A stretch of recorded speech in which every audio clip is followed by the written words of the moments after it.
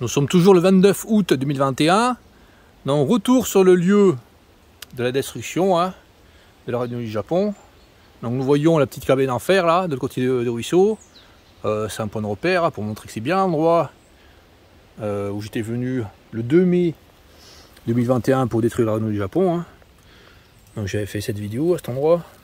Destruction de la renouée du Japon. 2 mai 2021. Et là, nous sommes le 29 août 2021. Nous sommes sur une zone Natura 2000. Donc personne, absolument personne n'est venu détruire cette renouée du Japon à cet endroit. Il n'y a qu'à moi qui le fais. Les gens là qui s'occupent de l'environnement, là, ils foutent rien, ils font rien. Donc la renouée du Japon, voilà comment elle repousse. Je vous montre. Là, c'est ce que j'ai pété là. Là, il y a une que j'ai pété. Vous voyez là, le diamètre qu'elle faisait. Ah, là. Comme ça, là, elle était. Là, comme ça. Et après, elle repousse comme ça. Toute petite. Donc là, il faut le refaire encore une fois avec un bâton. Sur tout le secteur, là. Et après, après avoir fait ça, les orties vont commencer à prendre le dessus. Il y a beaucoup d'orties qui poussent et qui ne poussaient pas, là. Et puis, finalement, la renouée du Japon va disparaître. Alors, je sais pas combien de fois il faut le faire. Je sais pas combien de fois il faut détruire ce renouée du Japon. Mais là, déjà, il est en piteux d'état. Depuis le 2 mai, là, elle a vraiment pris un sacré coup, là. Là, ce que j'ai fait, là, ça a vraiment affaibli cette population. Et on voit toutes les renouées du Japon, là, couchées, là. C'est ce que j'avais fait, là, en cassant ces renouées du Japon. Allez, je vais faire pareil, Je prends un bâton, là, j'ai pris un bâton. Et puis, je vais péter toutes ces renouées du Japon. Allez, je pose mon sac, là-bas. Là, comme ça, là. Un peu plus loin, et puis je vais détruire la renouée du Japon.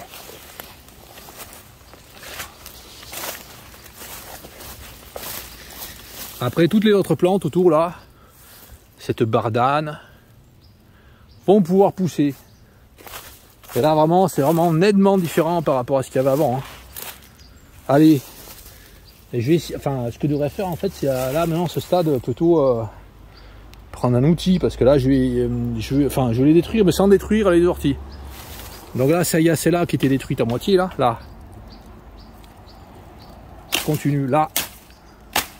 Donc les parties vertes, là, c'est les parties qui permettent de faire des réserves dans le sol. Mais là, il va pas y avoir de réserve. Et elles vont repousser encore. Elles vont repousser, mais vachement plus faibles.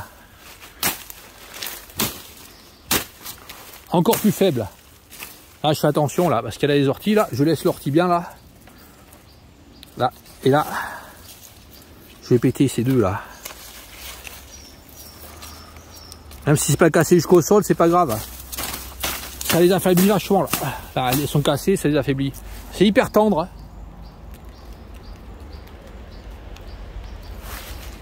Là, je vais péter tout ce qu'il y a, là, tout le long. Là, sur 100 mètres, il y a une population, là, mais vraiment, elle est basse, maintenant. Là, je monte par rapport à mes jambes, là. Voilà la population, comment elle est maintenant. Voilà comment elle est rendue. Je montre, là, comme ça. Population qui arrive à peine à mi-cuisse.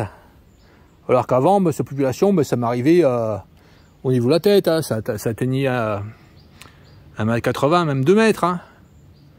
Donc voilà comment faire pour réduire une population de renouée du Japon. Donc vous avez des vidéos, là. Vous avez des vidéos sur internet où on voit FR3, destruction de la renouée du Japon, là. Des vidéos de la part d'FR3, de je sais pas quelle région, là. Donc ils montrent un chantier à 80 000 € pour détruire la renouée du Japon le long d'une rivière. Je crois que c'est le long de la Durance, un truc comme ça, enfin, dans le sud-est de la France. Ils se foutent de la gueule du monde, les gars, parce qu'en fait, ils disent même pas sur combien de surface ils le font. Ils font un chantier à 80 000 €, c'est pas de, ils prennent ça au contribuable.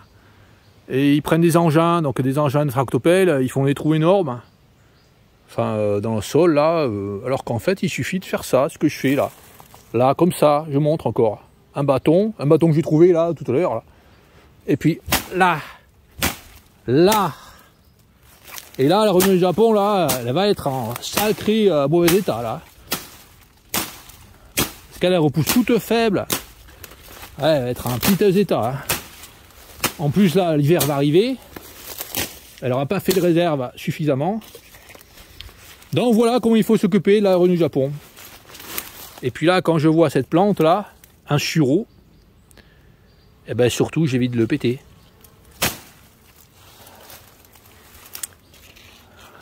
Donc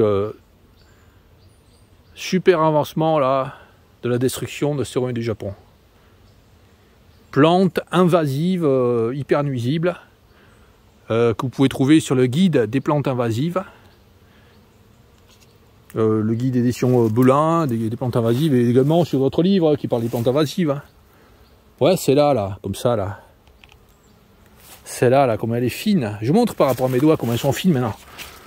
Là, je montre comment elles sont fines, comme ça, toutes fines. Là, c'est la Renouille Japon. Hein. Quand elle est fine comme ça, elle est faible. Hein. Alors que normalement, elle devrait être grosse, plus grosse que mon pouce. Hein. Donc, là, ça peut se couper la main, là. Enfin, je préfère mettre des gants, parce que bon, c'est peut-être pas super bon. Ça peut être toxique, là, la Renouille Japon. Hein. Ça produit peut-être des trucs, des substances toxiques. Donc là, avec des gants, on peut enlever tout ça très facilement. Donc voilà, je vais y mettre, là. Je vous montrerai après les résultats. On commence à entremêler, là. Bon, j'avais prévu le coup, j'ai porté les gants.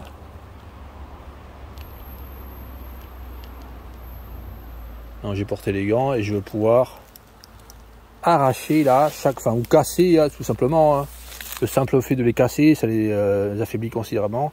Je vais les casser là, comme ça, ouais, je vais les arracher comme ça je vais laisser la végétation là qui est autour en pleine vigueur, et la végétation qui est autour en pleine vigueur va pouvoir étouffer en partie ces Renouilles du Japon. Donc là, elles vont pousser encore moins grandes. Allez, petit désherbage qui va prendre combien de temps?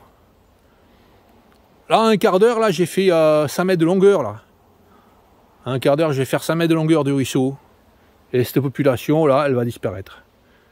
Prochainement, elle va disparaître.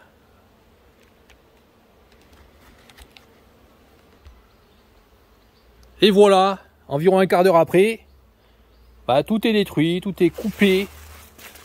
Toutes les branches de Renouille du Japon étaient cassées. Donc je les ai arrachées avec les gants, là où c'était entremêlé avec des orties. Et puis je les ai cassées avec un bâton, là où il n'y avait que des Renouilles du Japon.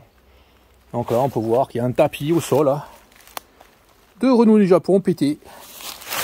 Ah, comme ça. Voilà ce qui reste des Renouilles du Japon.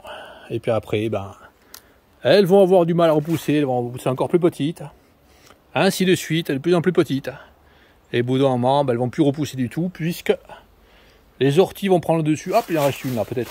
Et on va voir, là, c'est là. Non, je l'ai coupé, c'est là. Donc, elles ont toutes été coupées, là. Tout ce qu'on voit là de vert par terre, c'est coupé. Donc, voilà comment on détruit la Renouille du Japon. Très simplement, il faut un peu de patience. Il faut revenir plusieurs fois. Donc là, j'aurais pu revenir avant, hein, parce que là, j'ai laissé courir pas mal de temps. Hein. Étant donné que le sol était super boueux, puis souvent j'ai voulu y aller, mais il pleuvait. Il pleuvait vraiment un très mauvais temps, donc j'ai tardé à venir. Là, nous avons une bonne destruction de la Renouille du Japon. Sur 1, 2, 3, ouais, 8 mètres de longueur là, à peu près, là. De ce ruisseau. Puis après, un peu plus loin, il y a notre colonie, je vais faire pareil. Et puis, il n'y aura plus de Renouille du Japon sur ce Renouille du Japon qui est venu comment, je sais pas. Souvent, il y a des gens qui jettent des ordures là. Depuis la route, c'est possible, c'est revenu comme ça, par les ordures jetées.